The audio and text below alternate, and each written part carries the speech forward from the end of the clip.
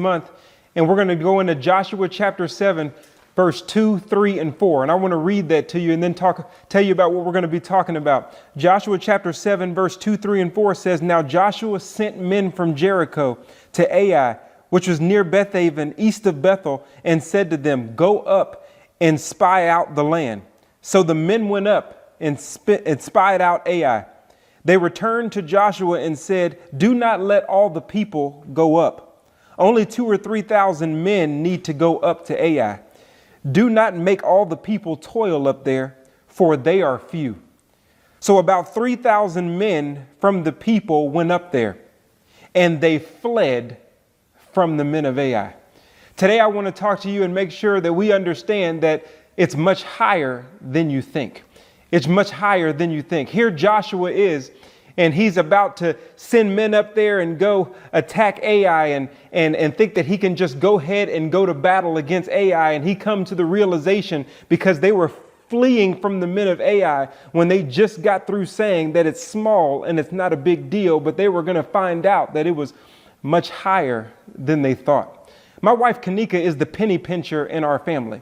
When I say penny pincher, I'm talking about literally pinching the penny. Like, she's not trying to let anything get outside of our house unless it's appropriately spent. And she'll do anything that she can to save money. Big kudos to her. But sometimes it takes a little extra time to get out of there. Sometimes we're in Target a little bit too long, and I'll be in there with her and we'll be shopping, and I'm doing the best I can, trying to be a good husband. I'm in there with her and we're shopping. And a lot of times I go by myself, but I do it a little bit differently because she pulls up this app. And I don't know what it is, what it's called. She keeps telling me that I need to connect to it. So she pulls up this app and she's able to scan stuff on the app. So we're walking through the store and she's scanning stuff. Just beep, beep, beep, just scanning stuff. And I'm like, "What are you doing?" She's like, "This app, being connected to this app gives you savings." And I'm like, "You probably saving a nickel or a dime. It's not a big deal.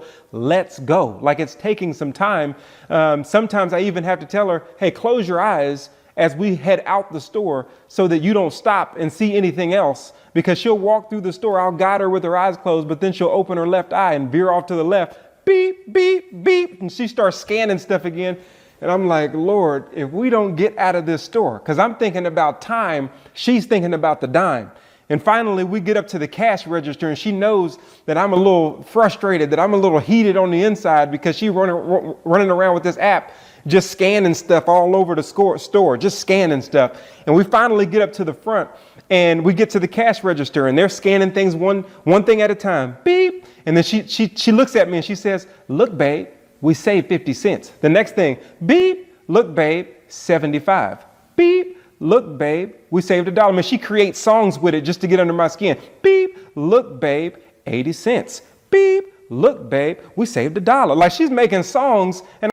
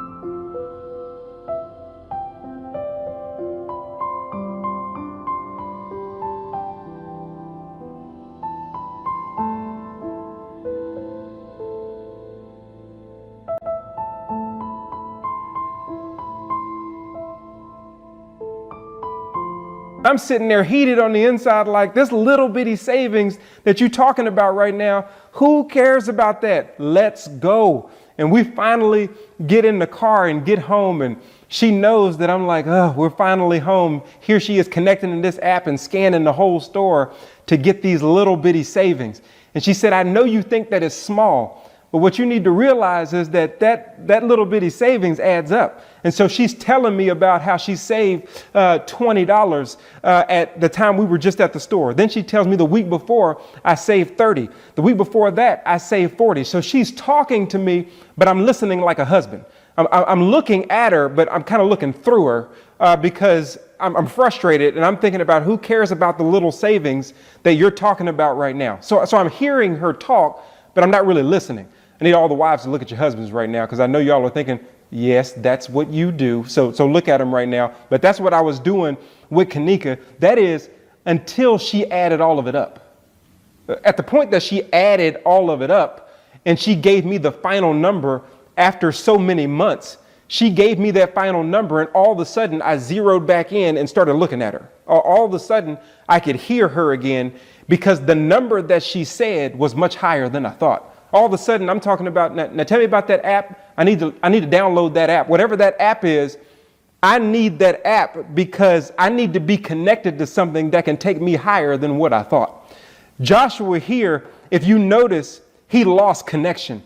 He's going to battle, but one thing that you don't see in this passage in Joshua chapter 7, verse 2, 3, and 4, when he's sending his men up, is you don't see God anywhere.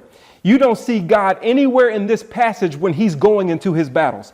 And how many times do we go into our battles because we perceive it to be small, so we feel like we don't need to connect? We perceive it to be not a big issue, so we feel like it's no problem for us not to have to scan the God app on this one because it's down here with me and I should be able to handle it. So he decides to move forward without talking to God on this battle, even though God has given him victory chapter after chapter after chapter. And how many times do you and I do this?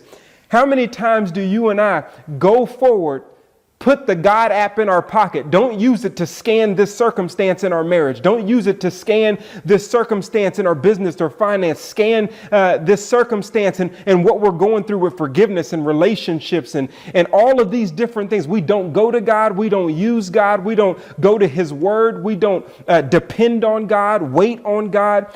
God is a non-issue because we perceive that this problem is small enough for me to take care of it on my own. And that teaches me something. It lets me know that what I perceive has nothing to do with what I actually achieve. What I perceive has nothing to do with what I actually perceive. I need to be worried less about perceiving and worried more about being in an environment that saves. Kanika being connected to that app was an environment that saves, and it took her a whole lot higher than what I thought. We have to be connected to an environment that saves, never thinking that our perception is enough, because he sent his spies up there and his boys came back down and they said, it's not a big deal. This is not something that we need to toil over. This is not something that we need to spend a whole lot of time on. Joshua, this is not a big deal. We don't even need to send our whole army up there. We don't need to have accountability. We don't need to have a whole lot of people praying. We don't need to be in community at the church. We don't need to be in our small group. We don't need to really be connected to what we used to do because this problem is small. So we can disconnect because of how we perceive our problem. And then our problem becomes a lot bigger than what we thought. Don't you very much dislike it when something you perceive to be a small problem turns into a big issue? Here they are. They went up to spy out Ai. They went up to spy out Ai and came back down running and fleeing because the problem was a whole lot bigger and a little bit higher than what they thought it was. When Joshua sent his spies up there to look at Ai, they came back and said, they're small. Not a big deal. But if you think the problem is small in comparison to who? Like, who are you comparing your problem to where you can perceive that it's small? Obviously, they thought bigger of themselves. They thought more of themselves than they ought to think. In order to think their problem was small, that means they had to think that they were big.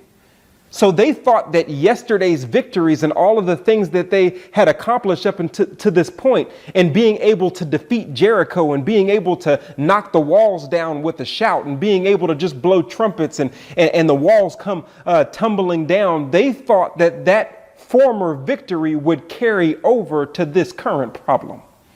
They thought too high of themselves. Sometimes I think we think our past successes means that this current problem is not going to be a big deal, so we don't need to connect. Even though it was God who helped me yesterday, I think I can handle this problem on my own today.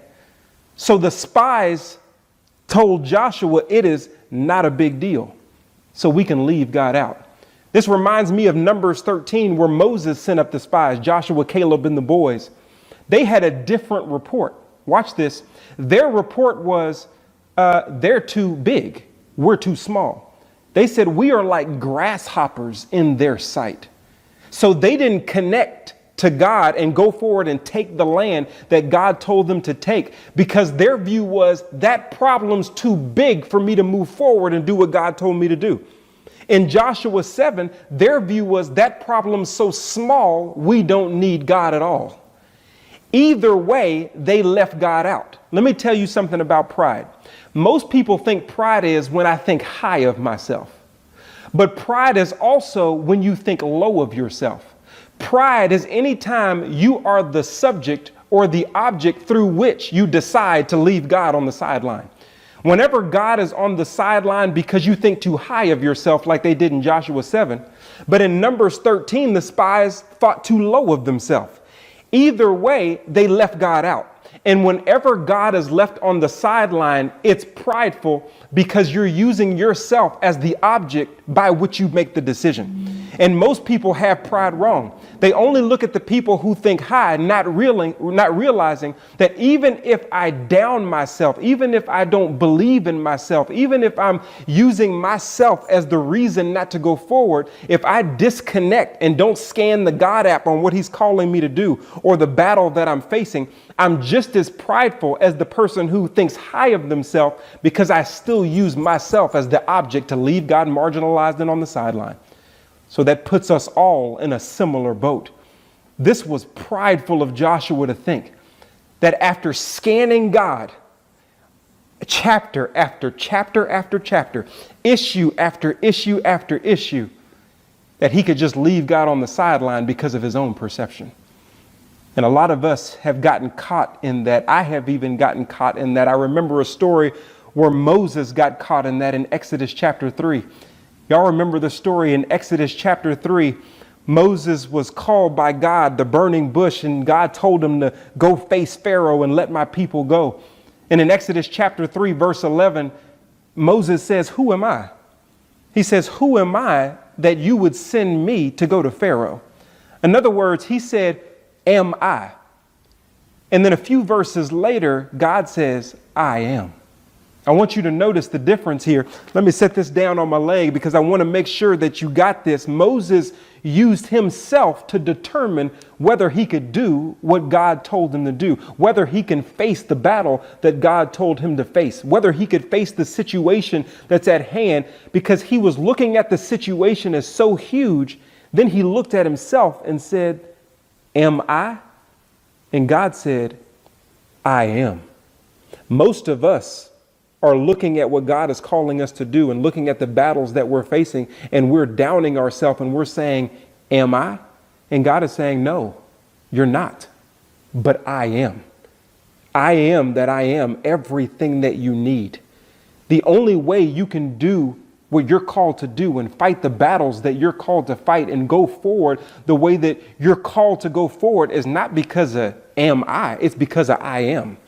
And when you change the position of the personal pronoun, when you put the I am before the am I, then you have God in the proper position so that you can actually take down the battle no matter what you perceive. You can actually go forward in your calling no matter what you perceive. You can actually move forward in the direction based on his word that he's calling you to go in his marriage and things that you may think are bigger than life and bigger than you, no matter what you perceive, because we put God in his proper place. I am. It's not about am I, it's about I am. And Joshua's am I meant we're big enough to handle this small problem. And Joshua made a mistake that would hurt him, because it says the men of Israel fled before the men of Ai after saying it's not a big deal. We need God all the time. He is the main ingredient that helps us experience the taste of victory. And as I'm thinking about the taste of victory and the things that we're going on, that are going on right now in our world, we need victory. We need victory in our country, our world. We need victory in our families. We need a victory in our church. We need victory. So we can no longer say as people and as a church and in our marriages, we can no longer say, am I? And let that be the determining factor on whether we go forward or whether we quit. We have to start thinking, whether I am or I'm not, I know He is everything that I need to experience the taste of victory in the circumstances that I'm facing. My daughter, Kelsey, she's the sugar monster in our house. Listen, guys, when I say the sugar monster, this girl, I mean, she just spots a grain of sugar on the floor and she goes crazy. I mean, that's what she does. She is the sugar monster. She loves cooking and baking chocolate chip cookies. And she's gotten a lot better at it now. The first time she did it with her mom, and her mom taught her. She was putting all the ingredients in. Everything looked good. It tasted good. She baked it. She pulled it out. Everybody had a good time with those chocolate chip Kelsey's cookies. She would appreciate me saying that, Kelsey's cookies. But a couple days later, me and my wife walked out there and noticed that she was trying to do it by herself. And we looked at each other and said, we don't know how this is going to go. But she said, it's not a big deal. I've got it. I've been through this before. Last time you were with me, you showed me. So I figured I can do it by myself. Looked like she was putting everything in there, and she scooped the cookies onto the tray. She put the tray into the oven, and 5 minutes later, the oven was smoking. Literally. Smoke was coming out of the oven after 5 minutes of the cookies being in the oven. I walked over there. I said, Kelsey, what did you do? She said, I don't know. I used all the ingredients. Listen, the cookies looked like crackers. They were cracker cookies. I called them crackies. They were crackies because they were cracker cookies because they didn't rise. They didn't have any leaven in them. They didn't rise. They just spread out on the tray, and it looked like they were bubbling and frying underneath, turning black because they didn't rise. It was just a mess. She had these crackies cooking in the oven. And so we took the crackies out and put them on the side. And I said, Kelsey, we missed something. And my mom and her mom, my wife, went over it. Kelsey, you didn't put flour in the cookies. That's why we got crackies. You missed an ingredient thinking you can do it by yourself. She said, well, I thought I did everything by herself. And then she went over and she started scraping the crackies off the pan. She started scraping the crackies off the pan and walked over to the trash can. When she walked over to the trash can, me and my wife said, what are you doing?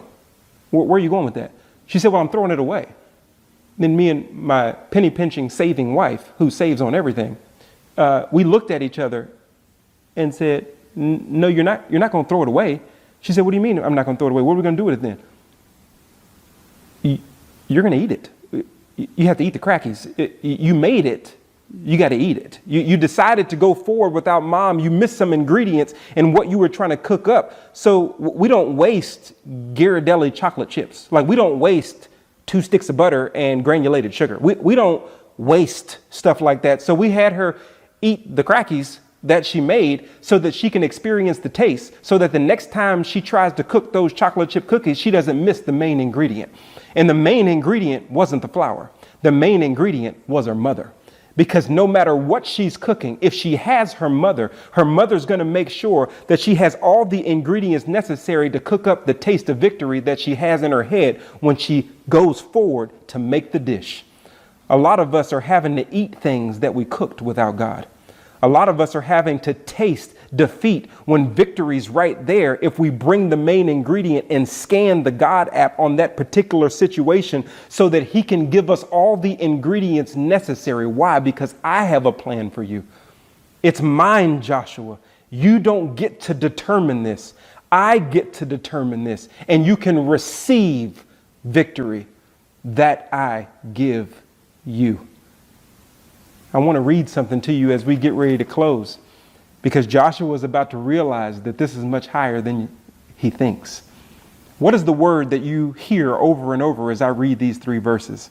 Now Joshua sent men from Jericho to Ai, which is near Bethaven, east of Bethel, and said to them, go up and spy out the land. So the men went up and spied out Ai.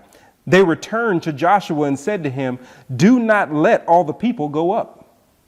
Only about 2,000 or 3,000 men need to go up to Ai. Do not make all the people toil up there. They are few. So about 3,000 men from the people went up there, but they fled from the men of Ai. Up. Over and over again in 3 verses. Up, up, up. Joshua miscalculated. The spies miscalculated that even though it was small, it was up. That even though you perceive something physically, it was a lot higher than you thought. See, a lot of us are perceiving things physically and not realizing that it's up. A lot of us are perceiving things in the spiritual realm and not realizing it's fortified by something. A lot of us are perceiving things in the physical realm and not realizing it's fortified by something in the spiritual realm. It's up. That's why Ephesians 6:12 tells us that the battle is not against flesh and blood, but against the principalities and powers and world forces of darkness and spiritual forces of wickedness in heavenly places. Just because you think it's small, Joshua, it doesn't mean it's not